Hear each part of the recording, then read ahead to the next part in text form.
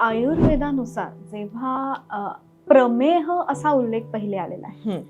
प्रमेहाचा एक भाग म्हणजे मधुमेह. सो प्रमेहाचे 20 प्रकार पडतात. पहिले जे 10 प्रकार असतात ते कफज प्रमेहात येतात. पुढचे 6 असतात ते पित्तज प्रमेहात येतात आणि 4 जे असतात ते वातज प्रमेहात येतात. त्यातले जे पहिले 10 कफज प्रमेह आहेत ते साध्य असतात. म्हणजे त्याला वेळेवर ट्रीटमेंट केली तर ते लवकरात लवकर बरे होऊ शकतात असे असतात. त्याच्यानंतर जे पित्तज प्रमेह म्हणतो ते कष्टसाध्य, म्हणजे ते बरे व्हायला वेळ लागतो.